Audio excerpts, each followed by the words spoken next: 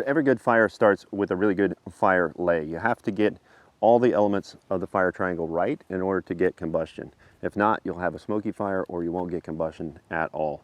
So the fire triangle is three sides of the triangle. Obviously, you have heat, you have fuel, and you have air.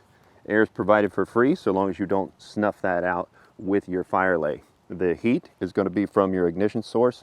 That's going to then go to your transfer to your tinder bundle, which in this case I'm going to use a ferrocerium rod, a ferro rod, some inner bark from aspen, and some fat wood, which is plentiful down here in the southeast. And it's so plentiful that you could use it with every fire.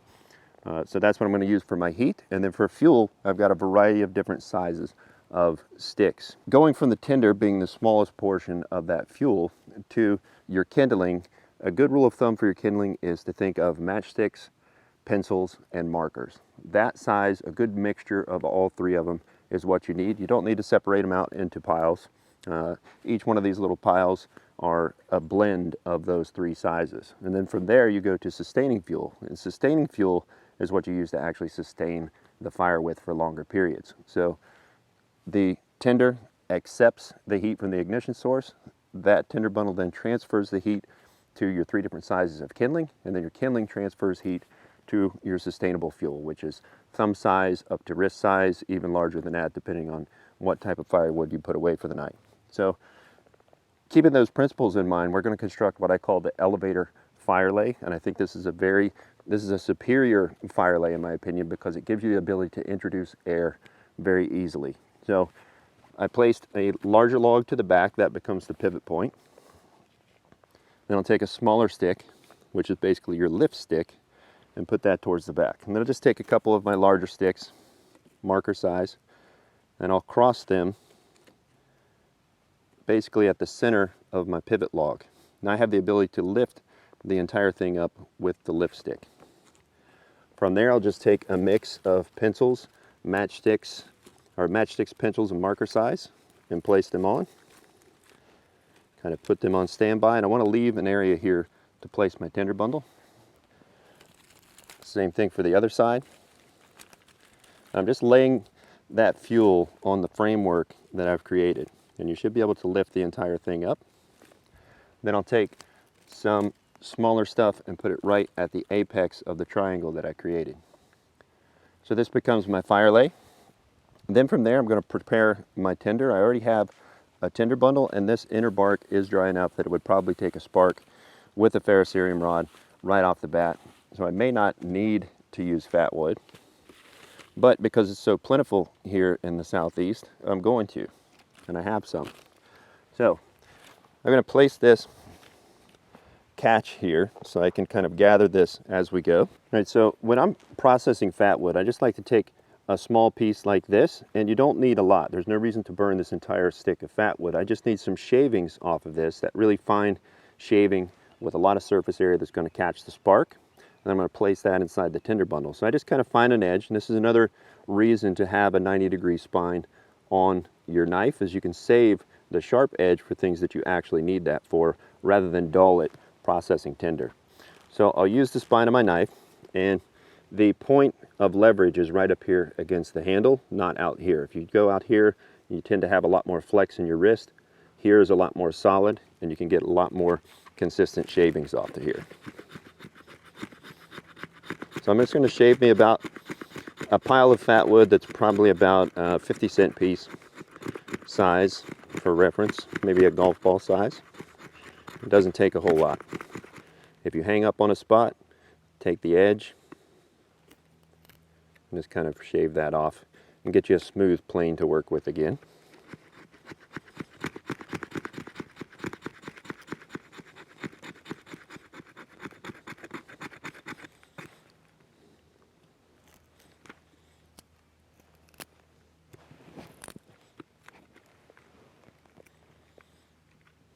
Let me get a little more in there.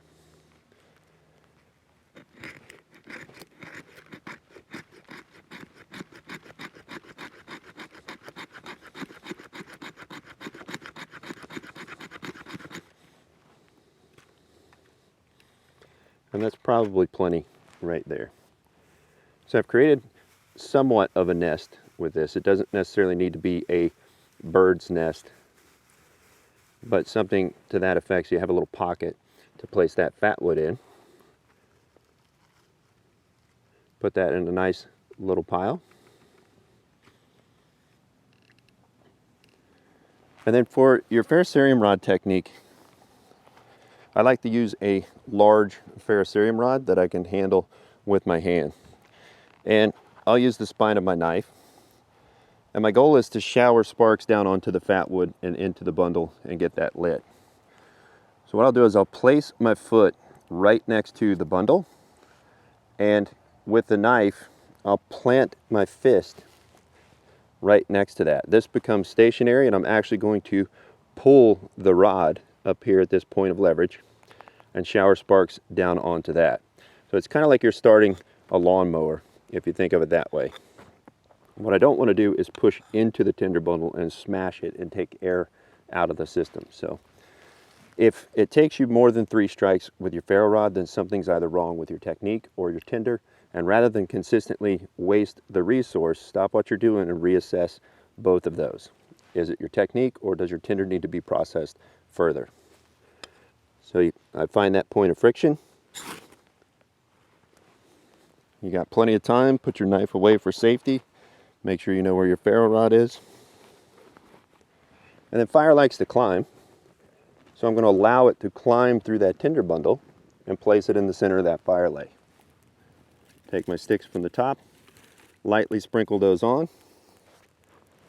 Take these sticks from the center, and then because I have a lot of smoke, I know that I need some air.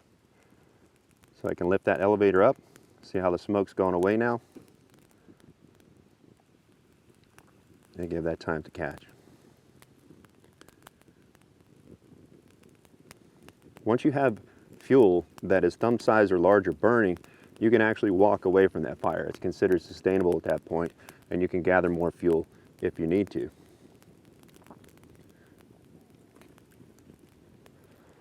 And then because fire's coming up through the center, I've got a lot of stuff out here that's not doing anything.